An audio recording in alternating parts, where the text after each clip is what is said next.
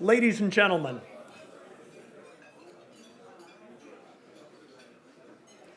welcome to the Foreign Correspondents Club. Thank you all for coming. Let me introduce our speaker today. Mark O'Neill has written 6 previous books.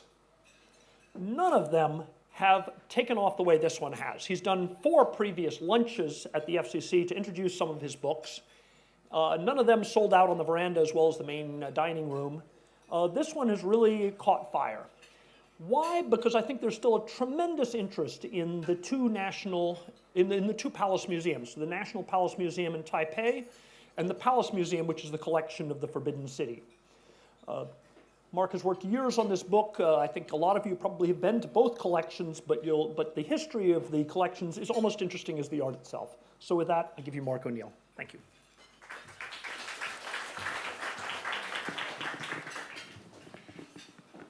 Well, thank you all for coming. I thank the club very much for inviting me today, and especially my good friend Eric Wishart, who proposed the idea. We launched the Chinese edition of this book in early October last year, ahead of the 90th anniversary of the Palace Museum, which was on October the 10th, 1925, which is the 14th birthday of the Republic of China.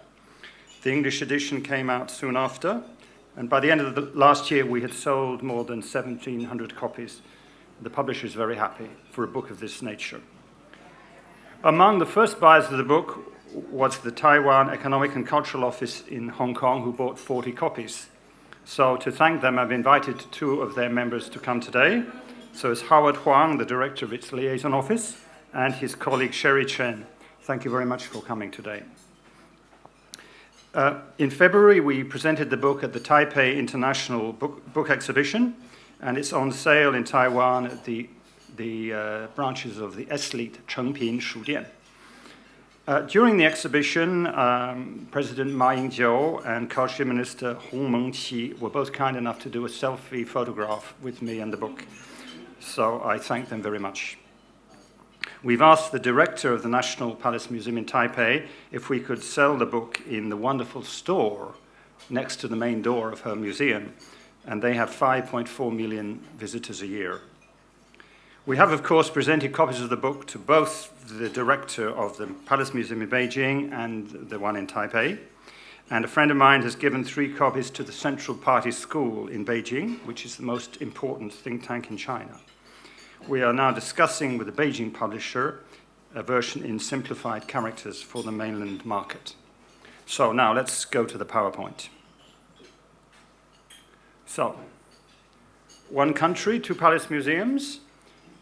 The Palace Museum in Beijing has 15 million visitors a year. That ranks top in the world, and it has 1.8 million pieces from the Warring States period to the Qing dynasty. The National Palace Museum in Taipei has 5.4 million visitors a year, and it ranks 7th in the world, and it has 700,000 pieces from the Song to the Qing dynasties. They are the greatest repositories of Chinese art in the world, and the period we're now in is one of unprecedented peace and prosperity for the 2 museums, but it hasn't been like that before. So I'm sure you're all familiar with this picture in Beijing.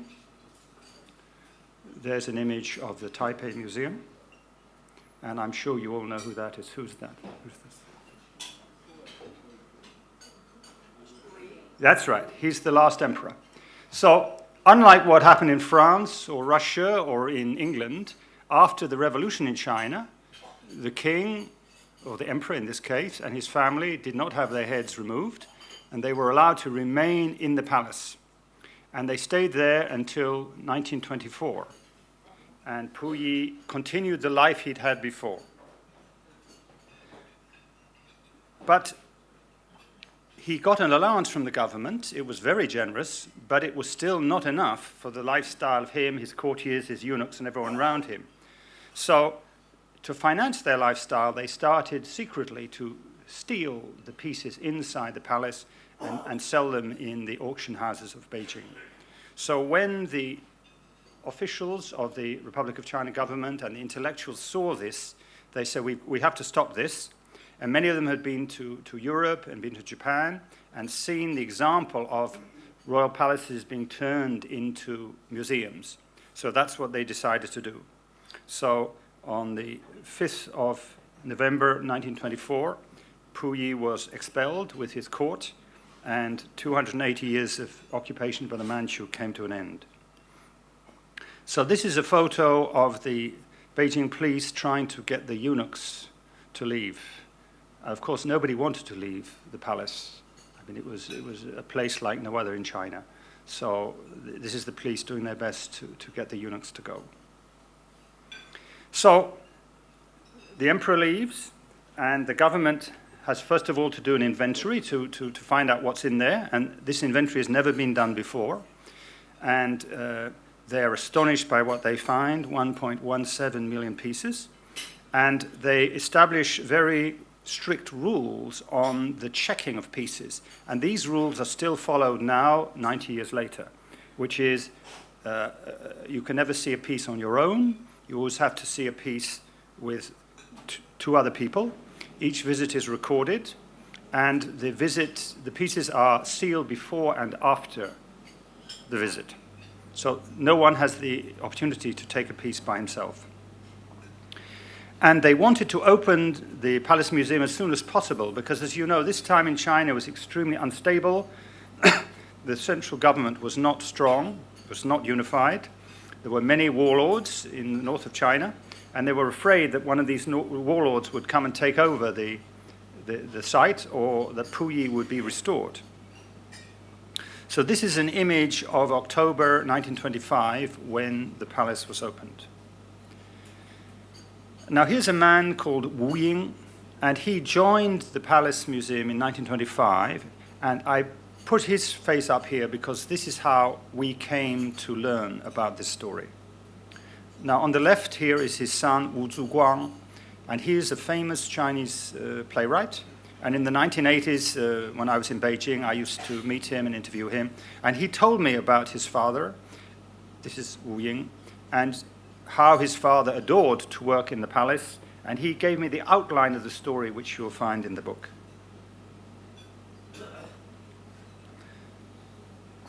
So the early years of the museum were extremely difficult because the government was divided. Some people in the government wanted Puyi to come back to the palace. In 1928, as we see, a senior official of the Kuomintang suggested that they abolish the museum and auction all the pieces because it represented the old China, the feudal China, and we are the Republic of China, we are the new state. So it took 2 months of very fierce debate to put an end to that proposal. And it was always difficult to have enough money to fund it. And then we have a new menace. Who's on the horse here? That's right. So in 1931, the Japanese took over Manchuria, and then their army proceeded into northern China, into Hebei, and were approaching Beijing. And the Chinese government knew that they would not be able to hold Beijing if the Japanese decided to attack it. So they decided they must move the most important pieces away from the museum. And this was an extremely serious and very difficult decision, and none of the officials wanted to be in charge of moving the pieces because the responsibility was too grave. I mean, if anything happened to the pieces after leaving, you would be responsible, and you would be guilty for generations of Chinese in the future. So the one who was in charge of the first shipment was indeed Mr. Wu Ying, and he didn't want to do it. Anyway, in the book you can read the agony that he had and how he was persuaded to take the first shipment out of Beijing. So this is a photo of the pieces. They've been selected, they've been put in the crates, and they're just about to be put into trains and taken out of Beijing. And the shipment had to be in the middle of the night, under military escort and in secret, because there were rumors circulating in the city that was going to happen. There was enormous public opposition. And of course, many people said, well, why is it that you're moving the art pieces from Beijing, but you're not moving us, the people? So it had to be done in secret. So the pieces were first taken to Nanjing, and they sat in a railway yard for two weeks while the government decided where to put them. And they were put in a Catholic church in Shanghai. And I can't tell you 100% this is the one, but I think this is the one, because this one had the vaults suitable for keeping them. But the government wasn't very happy to have them in Shanghai because, of course, Shanghai was not a Chinese city. It was under foreign occupation.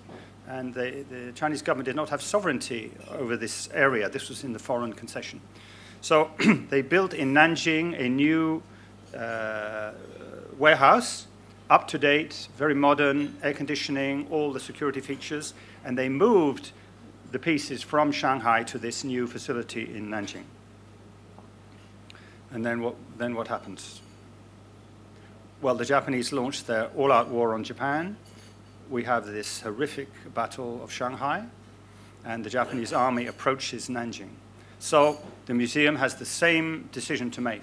Do we leave the items in Nanjing or do we move them? So they decided we can't leave them there because the Japanese may steal them. So we must move them again. But this time, the move was done with enormous haste. It was in the middle of this all-out war. It was extremely difficult, and they didn't know where the pieces were going to go. There was not enough time to make preparation. So this is a map which shows you the 3 routes that were taken from Nanjing. So as you can see, one goes to Suzhou and then to Emei in Sichuan. One goes to Changsha, and then Baixian, which is also in Sichuan, and another one goes to Leshan, which is all in Sichuan. So why did they choose Sichuan? Well, this was the place where the national government withdrew during the war, and the Japanese bombers could reach Chongqing, and they bombed Chongqing, but they couldn't reach these places. So they had to choose very remote, difficult places out of the reach of the Japanese bombers. And the story of this movement is extremely dramatic, because you can imagine we're in the middle of an all-out war. Everything is in shortage.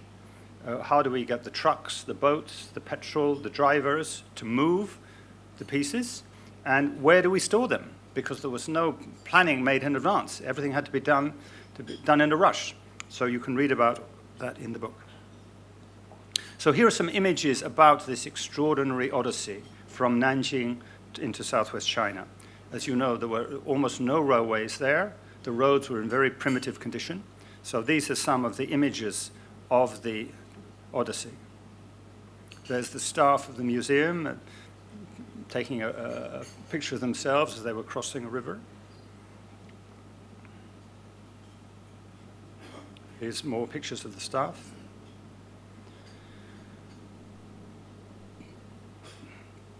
Being loaded up as they were taken to a new place.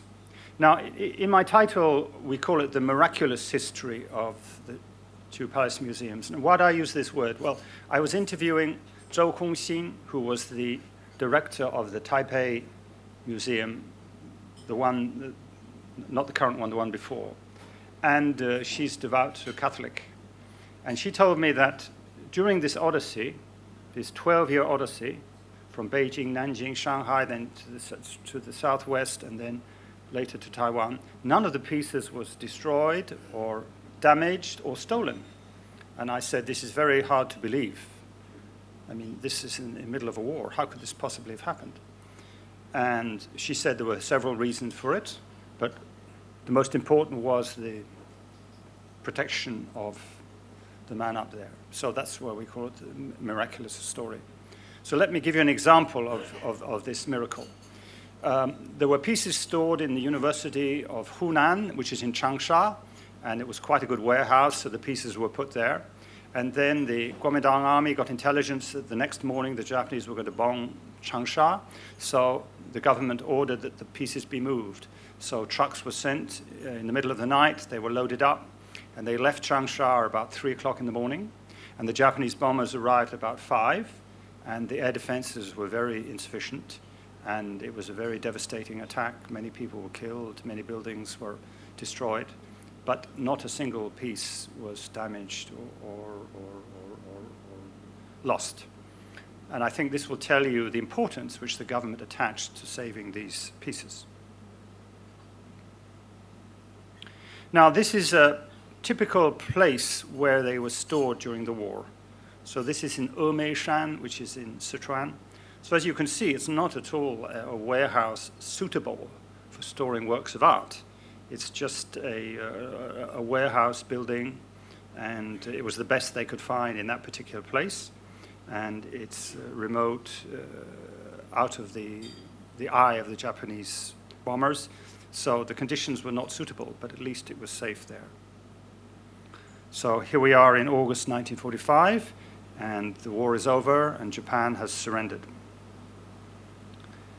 And this is another remarkable thing.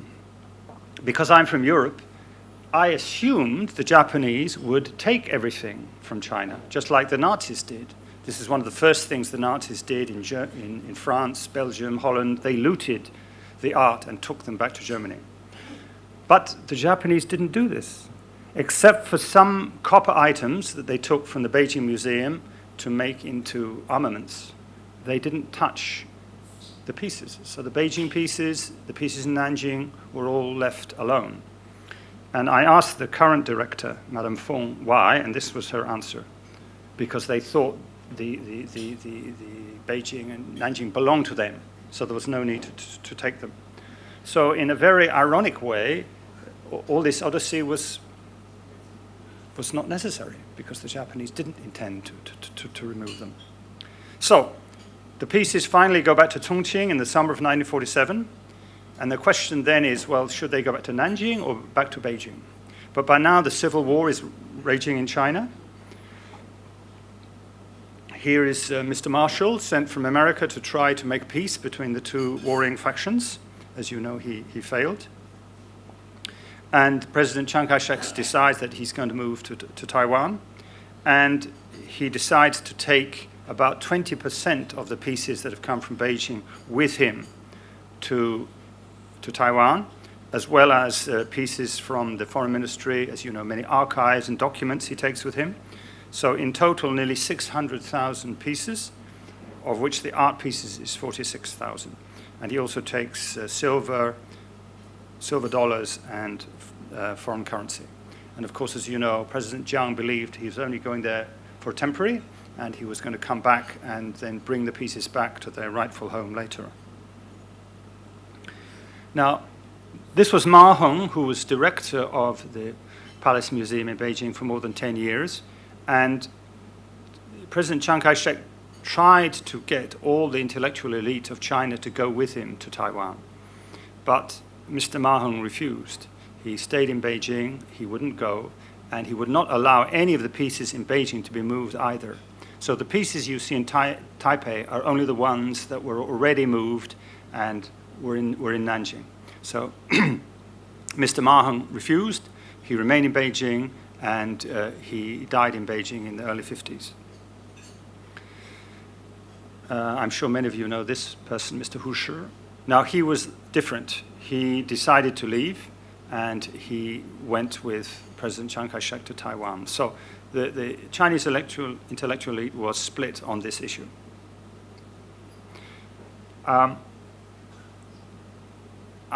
This is not a boat used to take the art pieces to Taiwan, but this was a boat used to take soldiers to Taiwan. So I just want to illustrate that, again, we're in a time of civil war. There's enormous pressure on boats and aircraft to move people.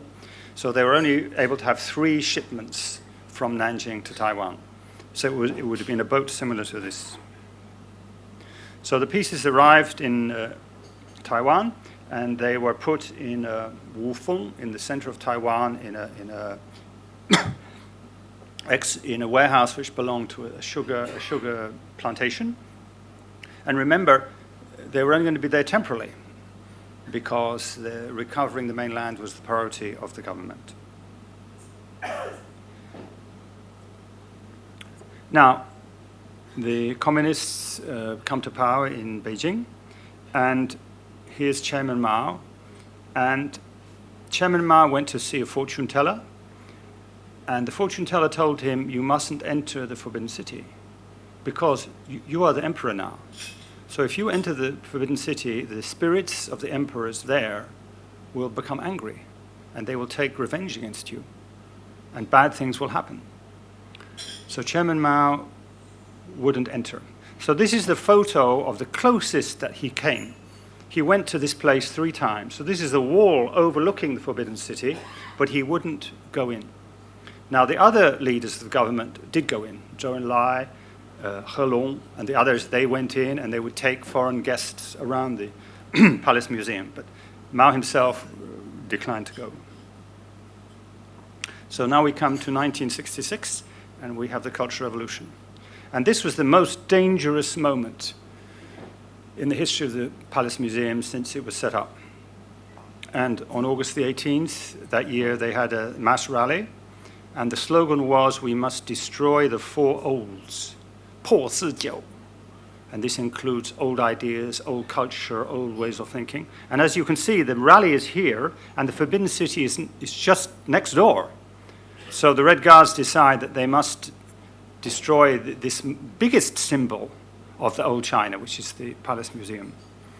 So on the night of the 18th of August, Zhou Enlai heard of this, and he ordered the gates to be closed.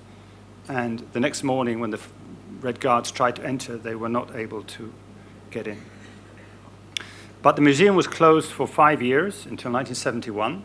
The staff was sent away to the countryside to do study the works of Mao, and do farm labor. And then Henry Kissinger came, do you remember, for the secret visit in 1971? So after he'd had the talks with the Chinese side, they thought, well, we must show him something of our history and our culture. So that was the reason the Palace Museum was opened again, in order to allow him to have a visit. And during that visit, of course, he met Chairman Mao, and we start the normalization with the USA. So this is an image of the National Palace Museum in Taiwan, and this was built in 1965. So this was when President Chiang Kai-shek realized he was not going to recover the mainland. He had this wonderful asset, all these treasures in this warehouse in central Taiwan, which were very hard for people to visit. So he should build a museum which is worthy of showing them. So that was the decision made, and this museum was built. And as you can see, it's entirely in the classical Chinese style. I mean, that's what Chiang Kai-shek and his wife, Sun Mei-ling, that's what they liked. They liked the traditional Chinese style. Since Mr. Kissinger came, the Palace Museum in Beijing, of course, has been a must visit for all major important visitors. So presidents, prime ministers, kings and queens, film stars and so forth went there. So here's one of them. And this is the first meeting between the directors of the 2 museums. So on the right side is Madame Zhou Gongxing, whom I interviewed. So she was from Taiwan, and she went to visit her counterpart in Beijing. So this was the first time the 2 of them had met since 1949. And this is the latest part of the story. This is December 28th last year, and this is the southern branch of the National Palace Museum. It's in Jiayi, and as you can see, it's completely different in nature from the one in Taipei. I find it a very good design. It cost 7.8 billion NT dollars, and it's a museum of Asian art and culture. So it's different to the one in Taipei. It's showing you art from Korea, Japan, India, Iran, Southeast Asia. And I went there for the opening, and President Mao was there who opened it. And their aim is to give you, if you visit Taiwan, 2 places to visit. In other words, if it was just showing items from the Taipei Museum, you wouldn't go there. So they're showing a lot of things that are not in the Taipei Museum, and hopefully you'll visit. Okay, thank you very much. They've mentioned that there were 1,000 bandits waiting in Suzhou, and the trains were outfitted with machine guns in case they were needed or something. What happened to the bandits in the first evacuation from Beijing? So there was opposition among the Beijing public, and then the bandits got to hear about it. So they thought this is the robbery of the century. So they put their men on the two sides of the railway train in Suzhou, and they were going to ambush the train at night. And what the government did was they put soldiers at the front and the back of the train. They put soldiers with machine guns on the top of each carriage. And you read in the book, Mr. Wu Ying was very, very nervous when they came to Suzhou because they were waiting for the bandits to launch the ambush. But fortunately, the armaments were so heavy that the bandits decided to call it off. It was dissuasive, this show of force. So they managed to get to Nanjing without being attacked. There are many more anecdotes like that in the book. For those of you who are interested, I should mention that Mark will be staying afterwards and signing books here for those of you who want to do so. Also, probably just because this is a historical audience, probably many of you, some of you may already know the FCC's history was intertwined a little bit. If you've seen the photo downstairs, the only extant photo of Mao meeting Chiang Kai-shek in 1945 in Chongqing was at the FCC.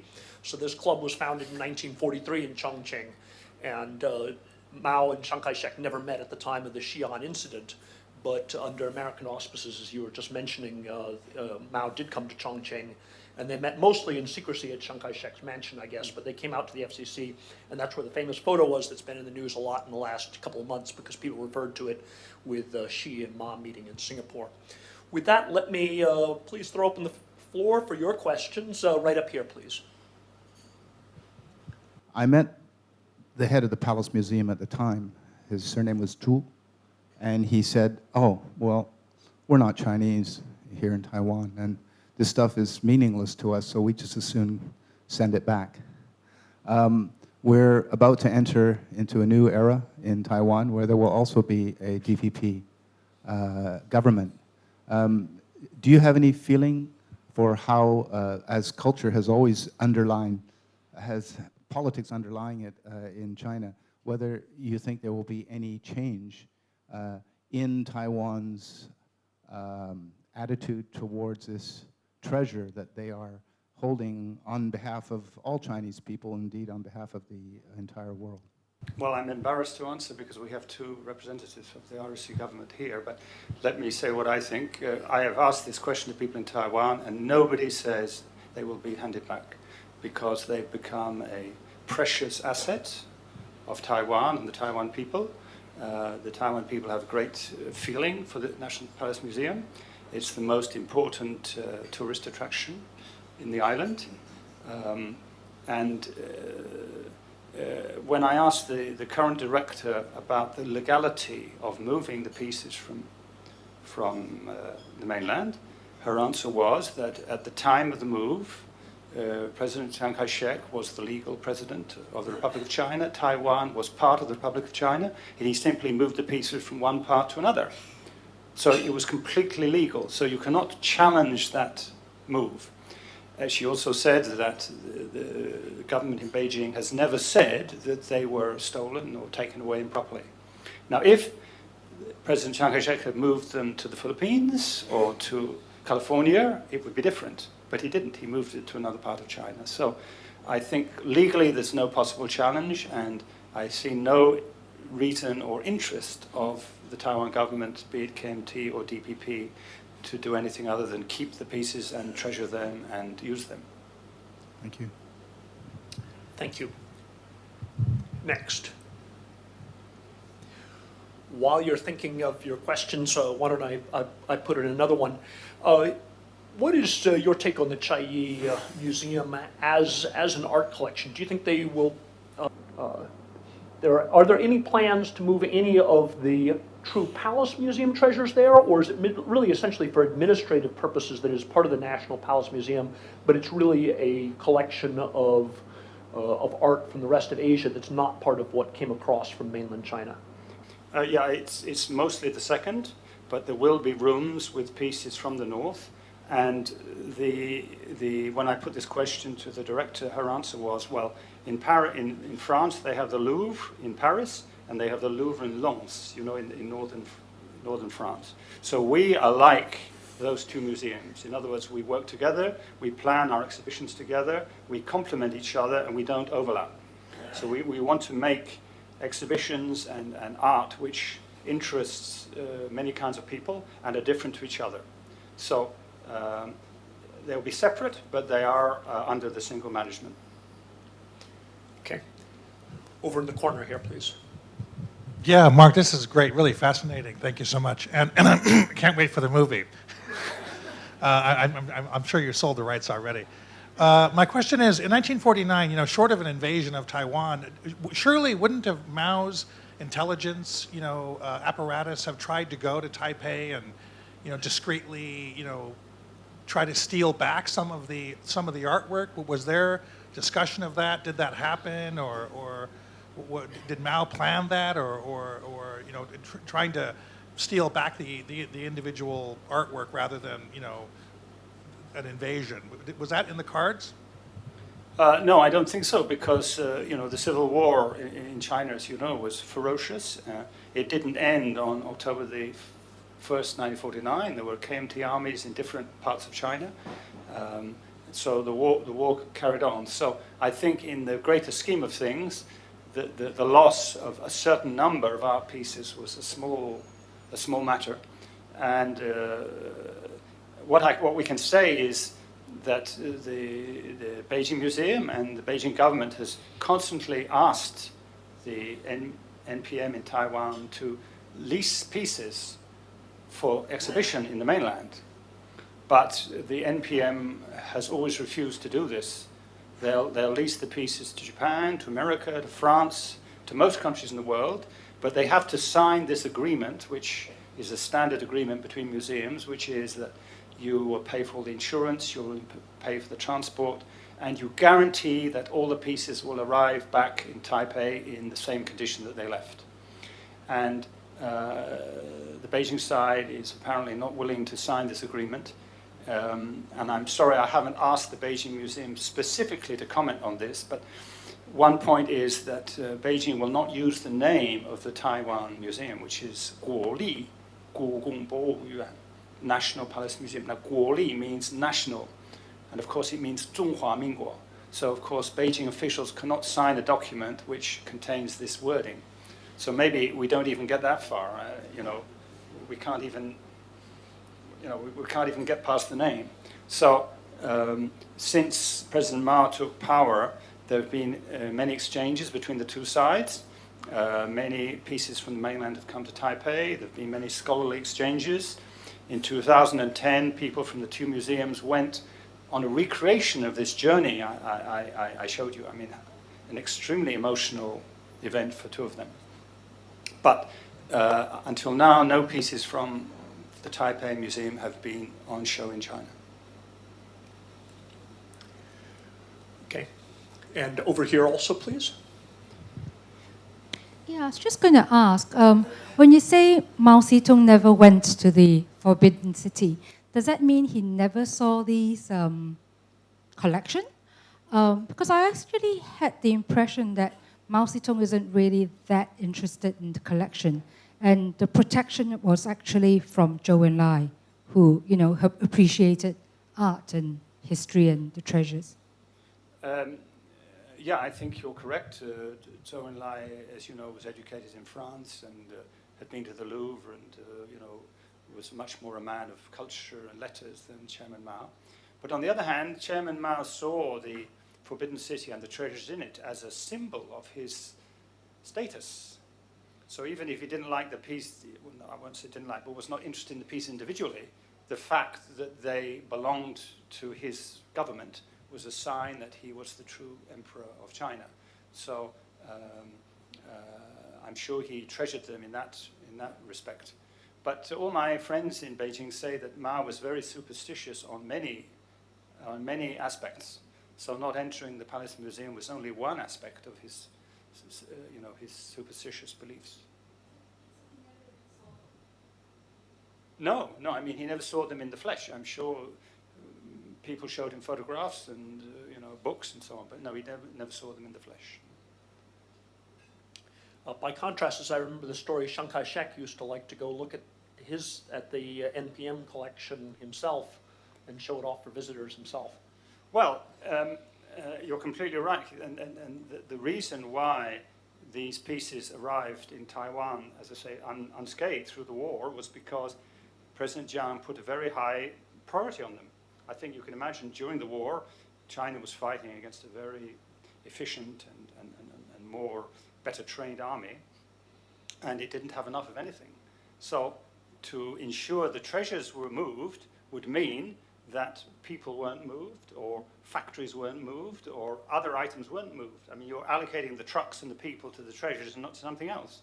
So I think this is a sign of the importance which President Chiang attached to them, and that's why he took them to Taiwan.